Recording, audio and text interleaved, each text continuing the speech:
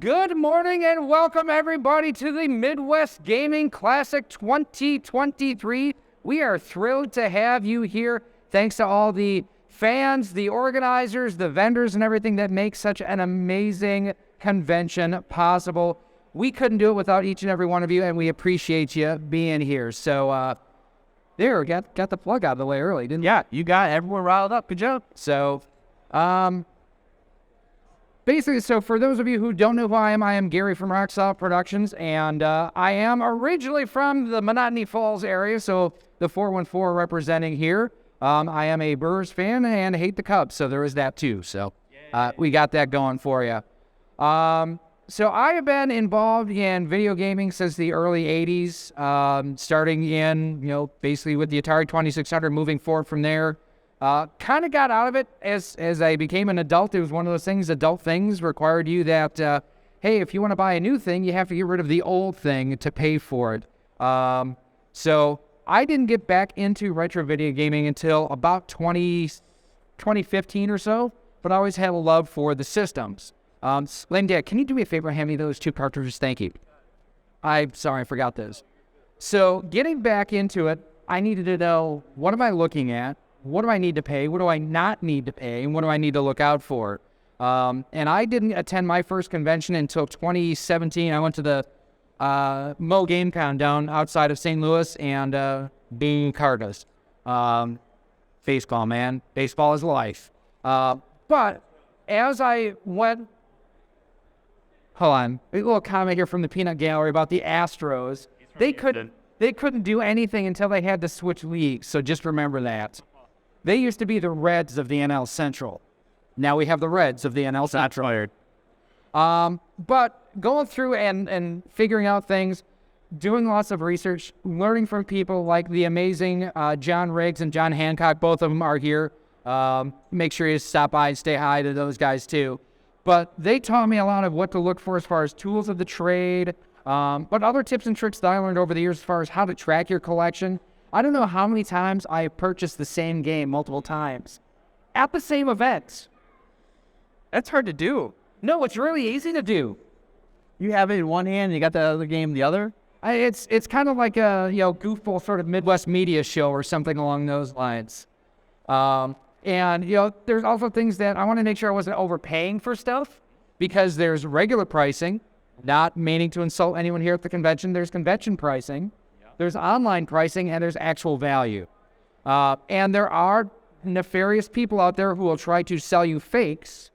And once you get new games, how do you maintain them? How do you make sure that you're not, putting a dirty game into a clean system and then causing other problems down the road? I would need some advice with that. So first and foremost, tools of the trade. There's a number of things that you want to make sure that you have available to you.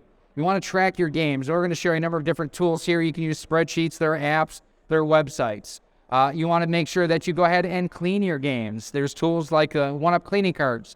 And there's tools to actually get inside of a cartridge, because you can't just open this up with a regular Phillips or flat blade screwdriver. You need special tools. So we'll walk you through all those here in just a moment. So one of the biggest things for me that I found was tracking my collection. Because like I say, I have bought the same game multiple times. At the October Midwest Gaming Classic, the first one back after COVID, I bought Mega Man 3. Not once. Uh-oh. Not twice. Oh, no. Thrice. 3 times? Yes. And by the way, I love the fact I could just use thrice appropriately. Yeah. That's the highlight of my day. And it was one of those where I was tired. I was running around filming stuff. And I went to 3 different booths, and I thought, oh, Mega Man 3, I need that. Well, what I needed was Mega Man 1, 2, and 3 is what I was looking for. No, I bought 3 Mega Man 3. Thankfully, I found a vendor here on site that traded me for one of the extras for a 2 and got that taken care of. But there are ways that you can go ahead and track your collection. Now, I started out just using a Google Docs spreadsheet. What was nice about that is you could track it wherever you go, because you can have it on your phone. Yep. So you can do that. You can update it, and some people like to post what they paid for, when they got it, where they got it. For me, one of the things I like about collecting at a game convention like this is the story. Anyone can go to eBay and buy some. Correct. It's easy. There's no story behind it. Oh, I waited until there was 4 seconds to go to hit, submit bid, and I put in, if you are bidding on eBay, good tip here, do not put round numbers in for your bid. If it's a $17 bid that you're going to make it $17.18. That way, if the highest bid at that point is $17, you snipe them by 18 cents. I'm learning already. This is great. So there's that. The other thing, there's a website and there's an app that I use regularly to track values. A lot of people, well, this is what it's listed for on eBay. Do you watch Pawn Stars at all? I have before, yeah. So one of the things that the old man liked to say is, you can ask whatever you want. What's it selling for? So you can ask $1,000 for a copy of Super Mario Bros. 3 with the sticker on it on eBay. Would you pay $1,000 for this? No. It's customized. No. It's one of a kind. I don't care. It's unique. Okay, smart.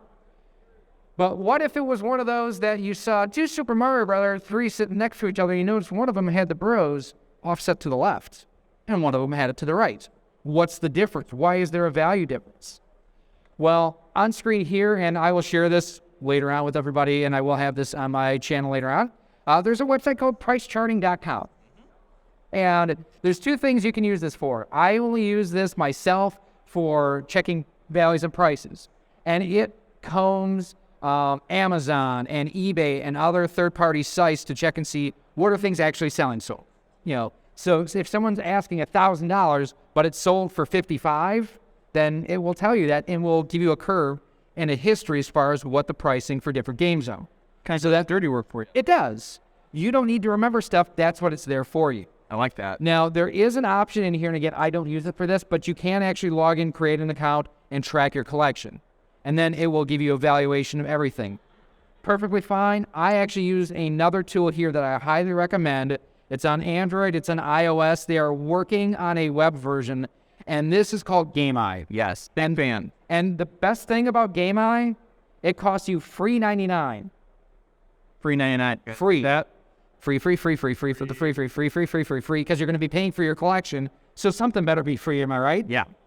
So, and what I love about this is the fact that it'll track your games, your systems, peripherals. So, do you have a dog-to-bone control? I don't. You don't, okay. Well, so if you're at a convention and you're like, I need to make sure that I, pick up a dog-bone controller. Wait, do I already have one? You can check that because you can store things like that. NES Advantage, the Max, the 6-button Genesis arcade controller, stuff like that. Even newer accessories from like Hypercan, Retrobit, Retro Fighters are already loaded in this app. The thing I also love about this, I'm a big collector of imports. Big tip for everybody here, if you want to get great Nintendo games and not pay as much for them, get the Famicom Japanese version, especially for stuff like Super Mario Bros., any platformer games that you're not text-dependent, like role-playing games, forget about. But if it's an adventure game, Super Mario Bros. 3, for example, get the Japanese version, and there's an adapter you can get that converts a Famicom cartridge to plug into a Nintendo Entertainment System, and they're a hell of a lot cheaper. So, and it's kind of neat to have that. Yeah. So, a perfect example, Mighty Final Fight goes for $300 then. I actually heard about this game yesterday. It's amazing. Yeah. It is so good. One of my favorites. And actually, one of the things I'm looking for here at the show is a copy of Mighty Final Fight on the Game Boy Advance. So if anyone sees that, don't buy it. I want to buy it. But Mighty Final Fight in the U.S. is a $300 game loose. Japanese version, less than half of that. And it's the same game. And there is dialogue in it, but it's not crucial to being able to enjoy the game. In GameEye, it will actually allow you to separate your imports from your U.S. version, so you can go ahead and track, well, I do have copies of Mighty Final Fight for the Famicom, but I need it for the NES. Or, I have 5 copies of Super Mario Brothers now. So that is this is an amazing tool. It stores everything in the cloud. So like I've got my tablet here that we're doing the presentation on. I have it backed up on my tablet and on my smartphone too. So no matter what, I can access it.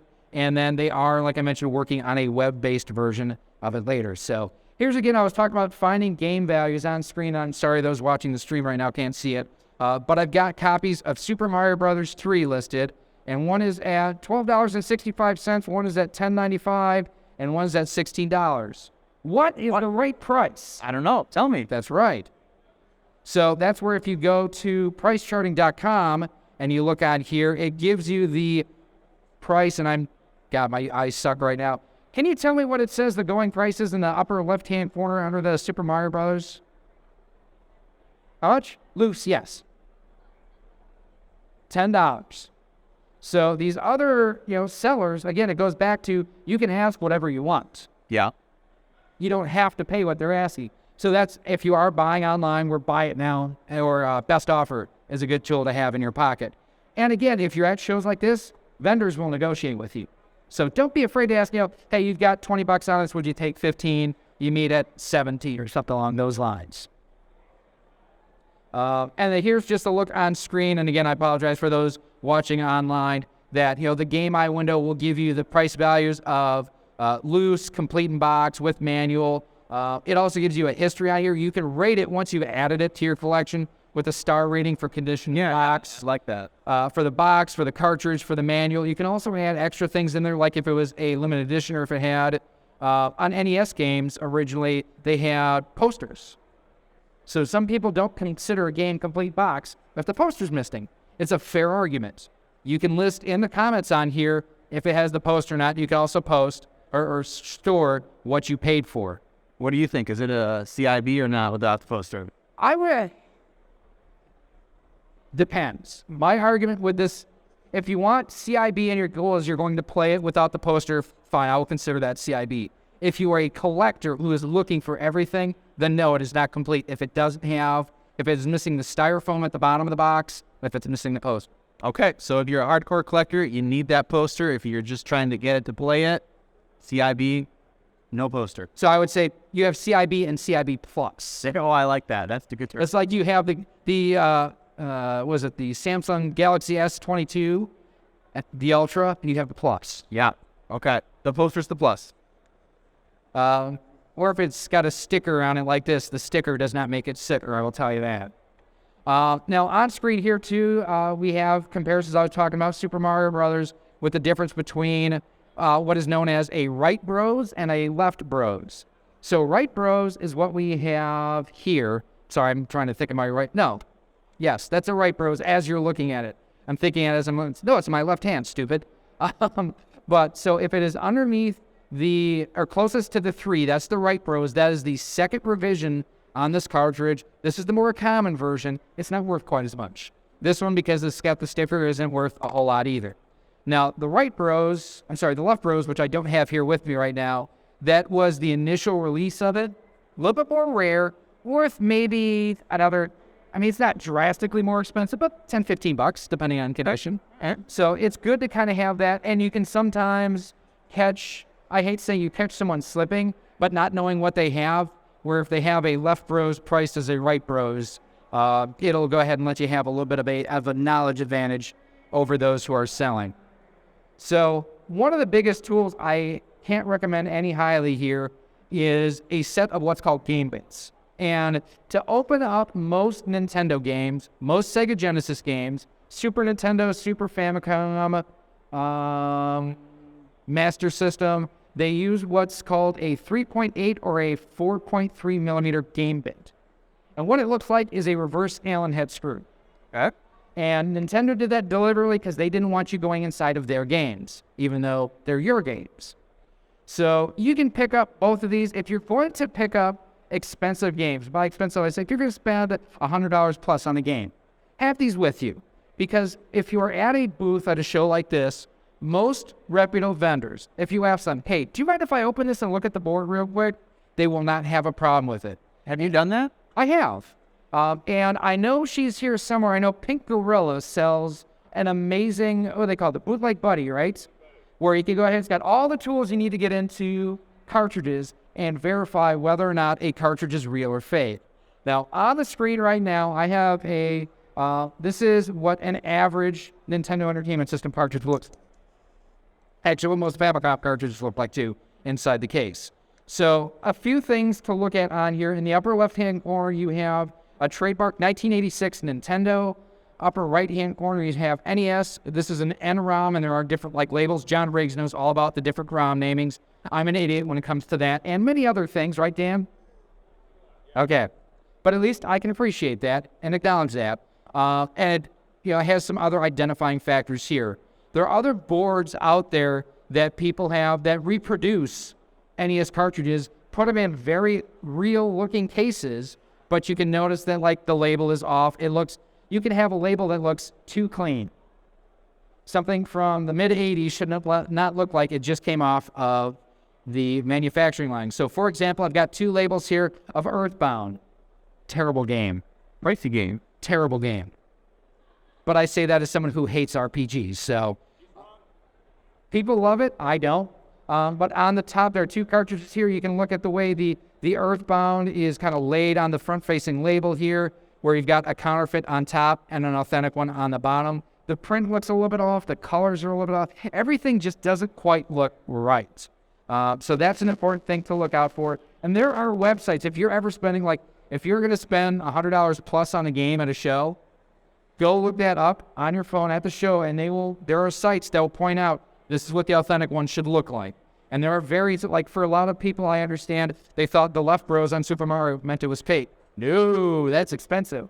I know a particular website as well that couldn't properly identify an extremely rare Game Boy Advance SP. They thought it was a fake. No, it was a rare Chinese variant called an IQ. Don't shop at dkoldies.com. Another thing to keep an eye out for is the difference in values in games between what's called a 3-screw and a 5-screw.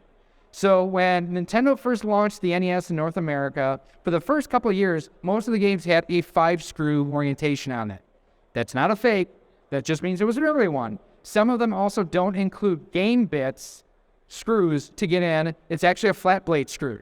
So those are very real. Most of them sometimes also have, like I mentioned, you could adapt Famicom games to play on an NES. These actually have a converter board in there where you can play Famicom or NES games on a Famicom. Okay. So like Gyromite, people would scavenge that out of those all the time. Like the 5-screw version, maybe $5 or $10 more than a 3-screw version. Same game, it's just a matter of if it has the adapter or not. Final couple of things here before we let Jeffrey Wittenhagen come up. Make sure you stick around for him because he is amazing, absolutely amazing. But when you go to a show and you buy new games, before you ever put this in your system, clean it. I don't care if you know the seller. I don't care if the seller's a relative of you. I don't care where you got it from. Clean it. Now, there's a couple ways that you can go ahead and do that. There's an amazing company out there called One Cleaning Card, actually, and they have a number of different game cleaners, very similar to what we had back in. Now, okay, you look young. Do you remember? Were you in the 80s? No. Okay. So back in the 80s, back in my day, old young kid, we actually had these type of cleaning cards from Nintendo themselves. Well, Adam from One Apart has basically brought these back to life where he can use them on Nintendo, Super Famicom. He even has specialized smaller ones for Game Boys, Game Boy Advance, Game Boy Colors. And very, very open and honest, his cleaning solution includes isopropyl alcohol. So he includes a kit that includes cleaning cards, bottle cleaning fluid, so that way... Oh, why'd you shut me off? I didn't shut her off. You shut me off. Why did you... You know, I realize we're coming up on time, but dang, at least the Oscars gives you music. No battery. But these are a great way to go ahead and clean your games. It has a fluid and a dry side where you can go ahead and clean and polish your games. And basically it just goes in the bottom of the cartridge, just like this. Run it back and forth a couple of times. You may have to do, depending on the age of the cartridge, you may have to do multiple cleanings. And then he also does have the system cleaners as well for Super Nintendo, Super Famicom, Nintendo, Atari 2600, Game Boy, Game Boy Advance, Game Boy Color, Sega games as well. So that is how you can go ahead and make sure that you are getting good games, quality games. You're not overpaying for your games. And if you look at that time, I got in under 30 minutes. I can do it. I'm a real boy. Where can people support you on YouTube? Well, I can give you my PayPal address if you want. But youtube.com/@rocksolid, ROXOLID, because I am Gen X, the best generation. I can't spell anything without an X that you could put an X in it. So ROXOLID. And we produce content every single day. Gary, I cannot thank you enough for hanging out on the bonus stage. What are you going to go buy? You're going to go and buy something. I'm going to buy something. I'm more of a PS1, PS2 collector, so... I'm good with that. I'm looking for the 3 Spyro games. So. I saw Red Ninja. That's kind of what I want. I was eyeing it earlier on the PS2. So, but I'm not going to buy 3 copies of Mega Man 3. I learned your lesson from you. So I make the mistakes so you don't have to. yeah, keep tracking GameEye. Keep track. GameEye is amazing, and again, it's free, so you can't beat Grain. So, and again, got to give a huge shout out to Jeffrey Wittenhagen from Premium Edition Games. Coming up after me, make sure you stick around. Take a listen to what he's got called. He's got some amazing stories, and thanks to everyone again here at the 2023 Midwest Gaming Classic for being awesome. We appreciate it. Until next time, I am checked out, gone. Eric Rock Solid, give him a hand.